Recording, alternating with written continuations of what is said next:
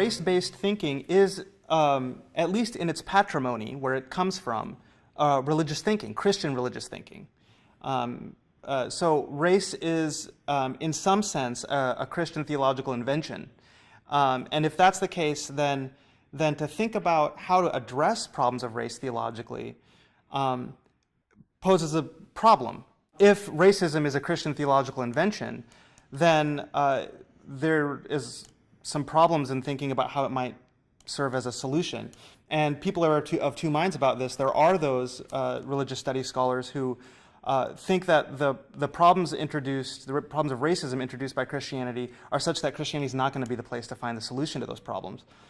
But those who take a confessional or Christian theological stance tend to want to find some theological resources to address problems of racism. And I think that there are some such resources. Although it's, I think, important to say that they tend to be more a matter of blueprint than building.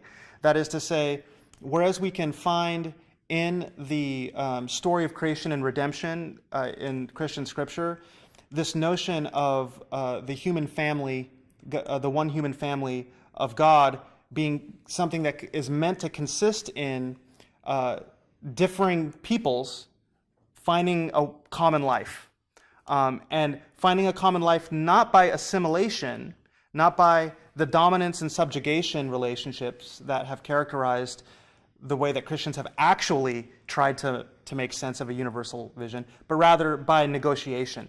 A negotiated common life among distinct peoples is something that actually we find from Israel's religious tradition, and then that we can trace all the way throughout a doctrine of the church's Catholicity, its universality in the New Testament, and even in the church's eschatology, its vision of a finally reconciled humanity that does consist in differing peoples finding a common life within the maintenance of their distinctions.